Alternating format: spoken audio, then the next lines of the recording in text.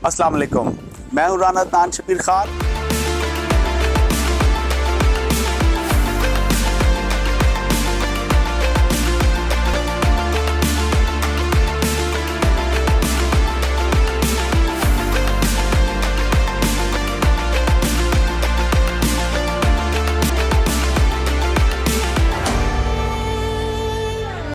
अस्सलाम वालेकुम, मैं हूँ राना अदनान शबीर खान और आप देख रहे हैं नवाए फिक्र।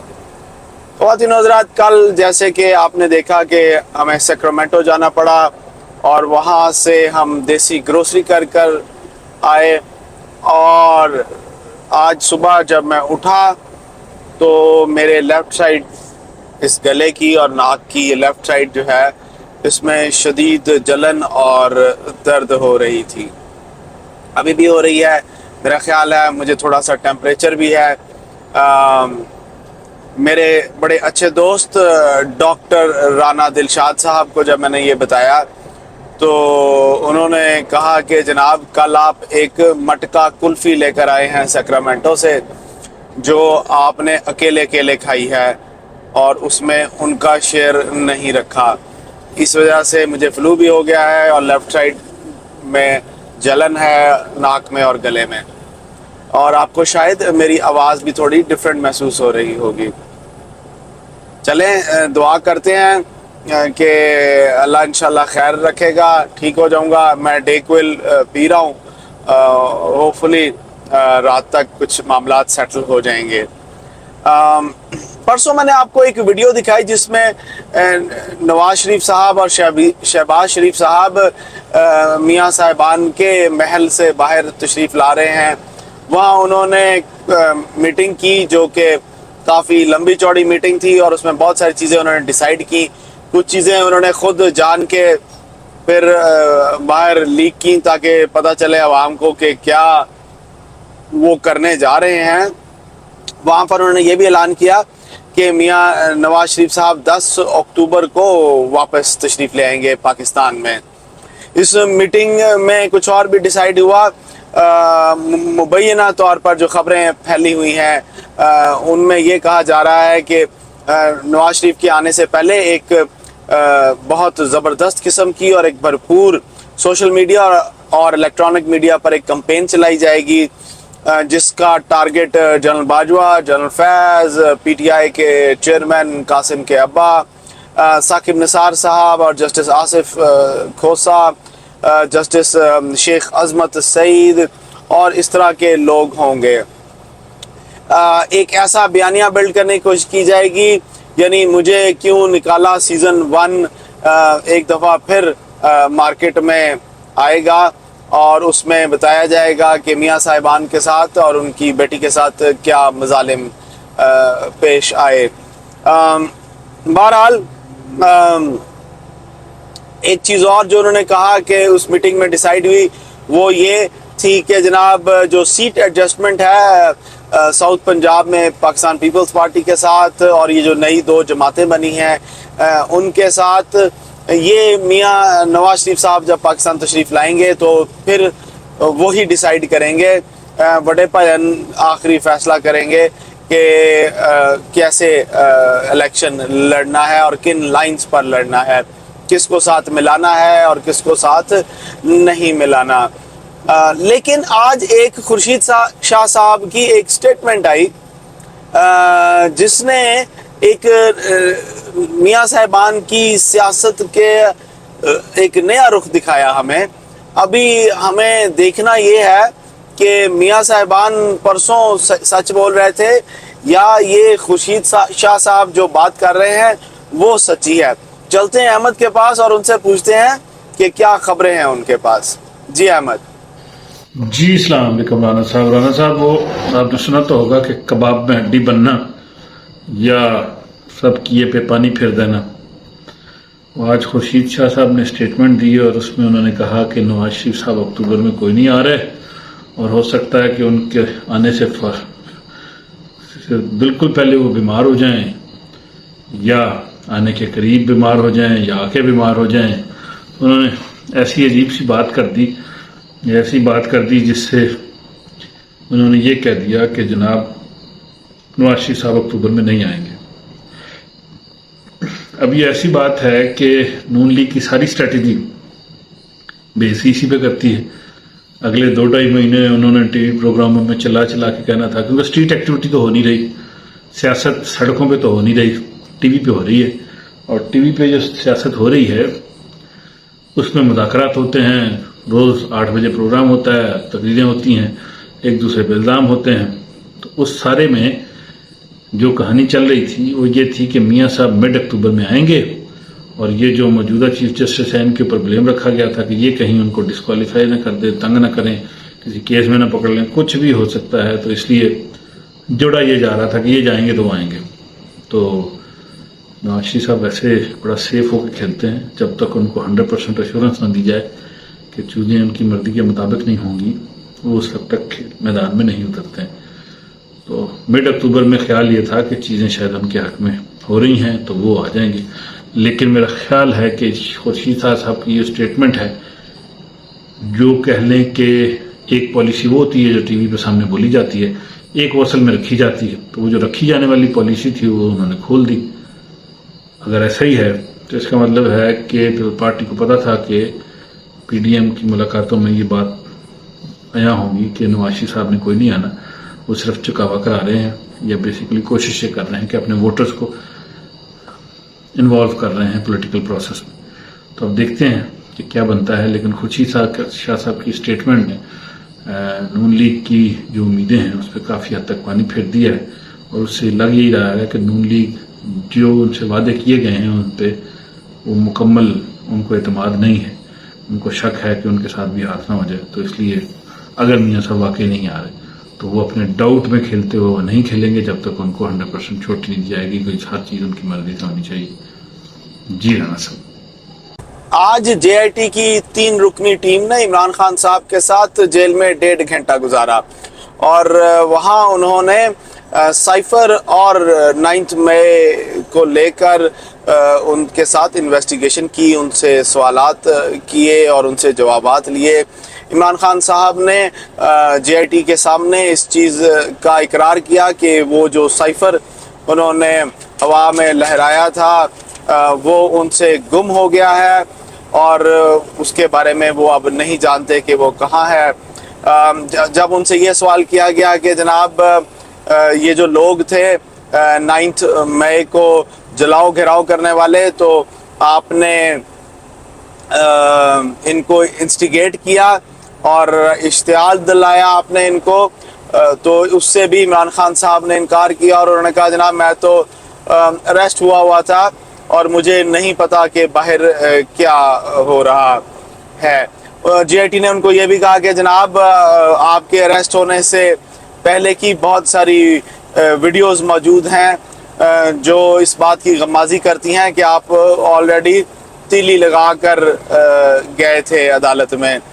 تو بہرحال انہوں نے کہا جناب میں اس سلسلے میں آپ میرے وکیلوں سے بات کریں. تو انہوں نے کہا جناب وکیل تو عدالت میں اپنا موقف بیان کریں گے، فی الحال تو ہم انویسٹیگیشن کے لیے آئے ہیں اور آپ نے ہمارے سوالات کا جواب دینا ہے.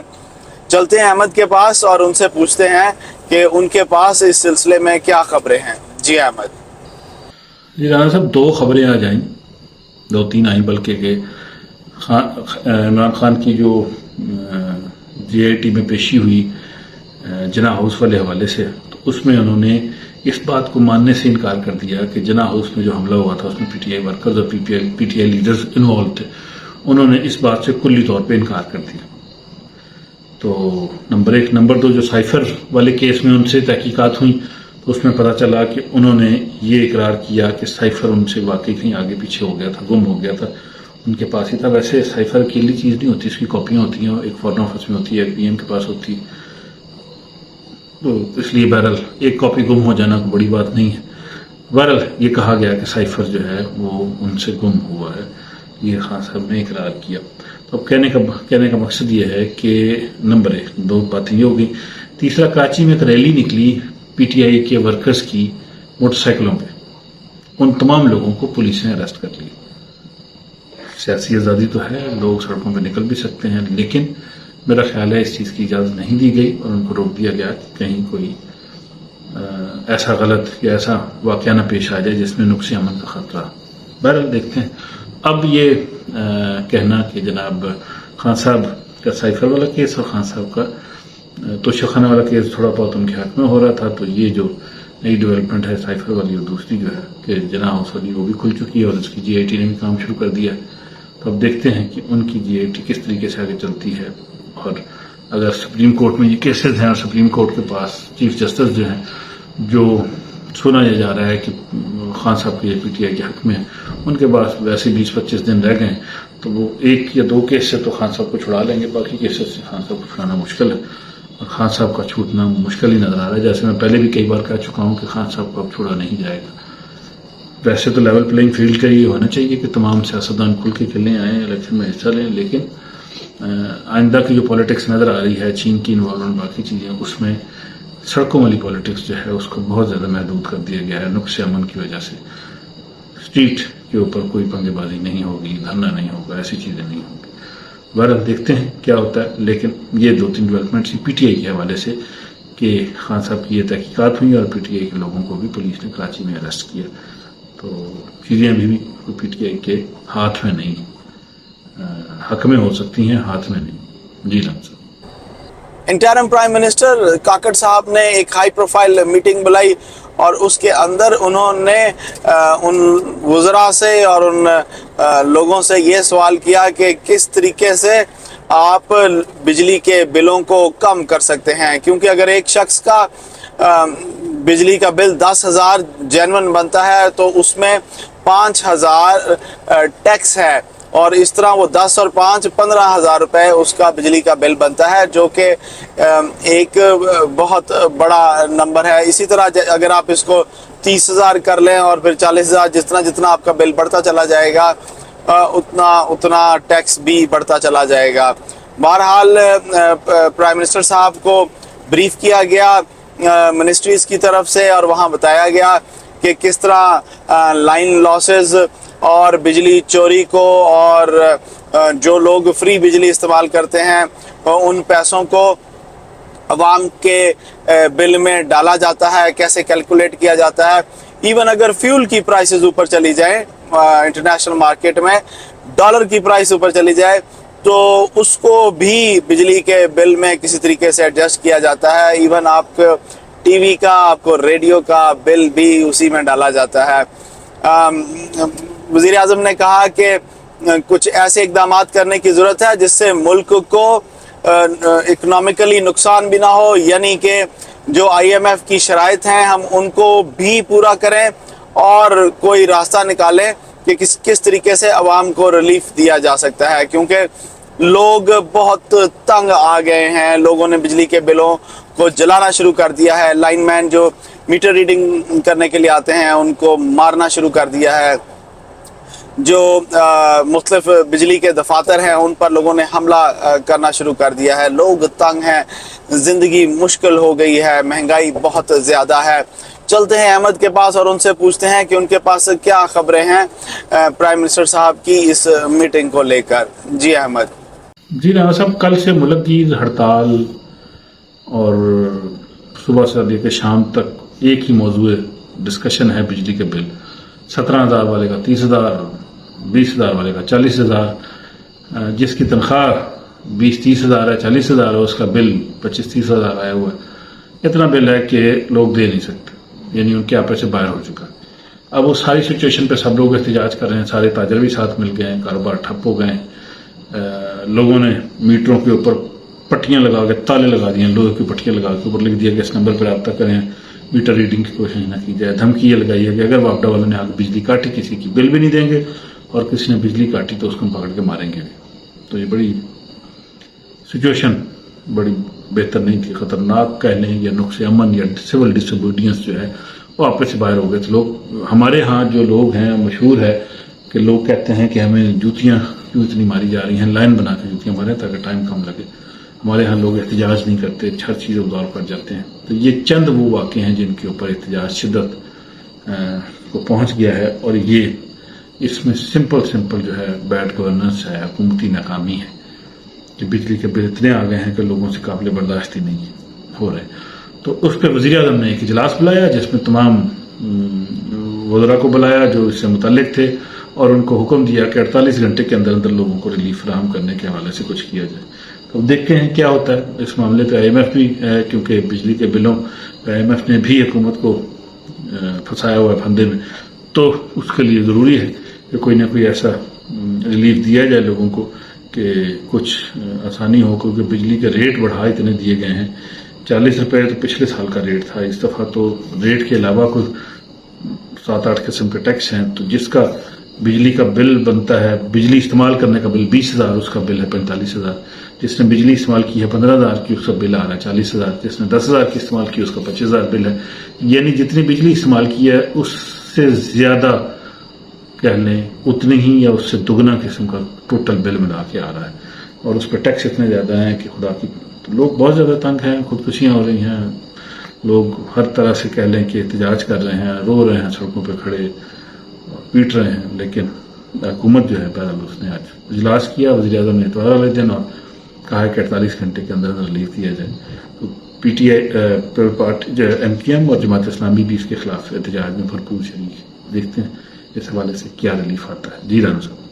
خواتین و حضرات, میاں نواز شریف صاحب اپنی الیکشن کمپین کا بیانیہ بلڈ کر رہے ہیں, مجھے کیوں نکالا سیزن 1, اور عمران خان صاحب کا جو الیکشن کا بیانیہ ہوگا مجھے کیوں نکالا سیزن 2 ہوگا. بہرحال سیزن 1 جو ہے جس کا تعلق نواز شریف صاحب سے ہے وہ دوبارہ مارکیٹ میں لایا جائے گا, اور ان کا خیال یہ ہے کہ شاید عوام کے دل میں ان کے لیے کوئی ہمدردی پیدا ہوگی. میں نہیں سمجھتا کہ ایسا ہوگا. انہیں کیوں نکالا اپنی جگہ پر, لیکن لوگ کیا اس چیز کو بھول جائیں گے کہ مہنگائی کتنی زیادہ ہو چکی ہے؟ کیا لوگ اس چیز کو بھی بھول جائیں گے کہ بجلی کے بل اتنے زیادہ ہو گئے ہیں کہ ان کی تنخواہوں سے بھی زیادہ ہیں؟ کیا لوگ فیول کی پرائسز کو بھی بھول جائیں گے؟ میرا نہیں خیال کہ جو کٹر یا جیالے یا پکے نون لیگ کے جو فالوورز ہیں ان کے علاوہ جنہوں نے دائیں جانا ہی نہیں نون لیگ کے علاوہ, میاں صاحب کوئی کراؤڈ اکٹھا کر سکیں گے یا اپنا ووٹ بینک بڑھا سکیں گے. اچھا جی, جہاں تک بات ہے عمران خان صاحب کی, عمران خان صاحب مکر گئے ان لوگوں کو اون کرنے سے جو ان کی خاطر باہر نکلے 9 مئی کو, ان کے لیڈرشپ کی ڈائریکشن پر, جنہوں نے جلاؤ گراؤ کیا, جو شدید غصے میں تھے کہ عمران خان صاحب ہماری ریڈ لائن ہے, تمہاری ایسی کی تیسی ہم چھین کے لیں گے آزادی, تیرا باپ بھی دے گا آزادی. اور وہ خواتین جو اپنی گالیاں نکالنے کی ویڈیوز خود بنا رہی تھیں اور پھر اس کے بعد پوسٹ کر رہی تھیں, وہ خواتین کو بھی آن کرنے سے مکر گئے. یعنی PTI کی بینڈڈ کوئنز کو بھی آن کرنے سے عمران خان صاحب نے انکار کر دیا. خواتین و حضرات, ایک بات کو سمجھے, میں نے کئی دفعہ اپنے ولاگز میں بار بار بتایا ہے, میں نے ایک ضلع شاہ کے اوپر ایک ولاگ بھی کیا تھا, اس میں بھی میں نے آپ لوگوں کو سمجھایا تھا کہ جب ان لوگوں کے اپنے اوپر بات آتی ہے تو یہ آپ کو پہچاننے سے بھی انکار کر دیں گے, اور انہوں نے یہی کیا عمران خان صاحب نے. وہی عمران خان صاحب جو آپ کو کہتے تھے کہ باہر نکلو, یہ جہاد ہے اور یہ جہاد آپ نے کرنا ہے.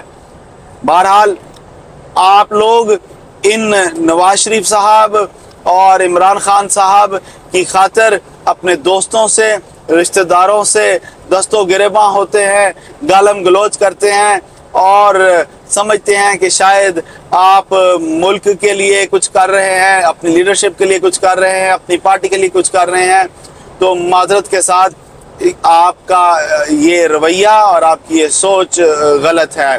آپ کو میں یاد دلاتا ہوں کہ 27 سال عمران خان صاحب نے جو بیانیہ بلڈ کیا کہ جناب انصاف سب کے لیے, اور یہ چور ہیں, یہ چور ہیں, یہ ڈاکو ہیں, میں ان کو جیل میں ڈالوں گا, میں یہ کر دوں گا, وہ کر دوں گا. عمران خان صاحب نے ایک کیبنٹ میٹنگ کی. عمران خان صاحب کی جو ہیلتھ منسٹر ہیں انہوں نے شوکت خانم سے میاں صاحب کی प्लेटें, चमचे और करछे पूरे किए जो टेस्ट किए शौकत खानम से, और उसके बाद अपने हाथों से उन्होंने मियाँ साहब को जहाज में बिठाकर लंदन भेज दिया, इस शर्त पर कि मरियम नवाज अपना मुंह बंद रखेंगी कुछ अरसे के लिए और उनको अपनी हुकूमत कर लेने देंगी। तो बात आ गई सिर्फ और सिर्फ इमरान खान साहब, उनकी वजारत उज़्मा की और उनकी हुकूमत की। आप और मैं, हम सिर्फ एक प्यादे हैं और इससे ज़्यादा कुछ भी नहीं। ये अगर सोचते हैं तो सिर्फ ये सोचते हैं कि इन्होंने दोबारा इक़्तिदार में, ताकत में कैसे आना है। इनके पास आज भी, ना मियाँ साहब के पास ना इमरान खान साहब के पास कोई ऐसा गेम प्लान नहीं है, कोई ऐसी स्ट्रैटेजी नहीं है, कोई ऐसी गिदड़ सिंगी नहीं है, कोई डेक्विल नाइक्विल नहीं है जिससे मेरा गला ठीक हो जाएगा या आपके बिजली के बिल कम हो जाएंगे। मेरी बात याद रखिएगा। मैं आपसे इजाज़त लूँगा। अल्लाह आप सबको आसानियाँ नसीब फरमाए और आसानियाँ तकसीम करना नसीब फरमाए। अस्सलाम वालेकुम।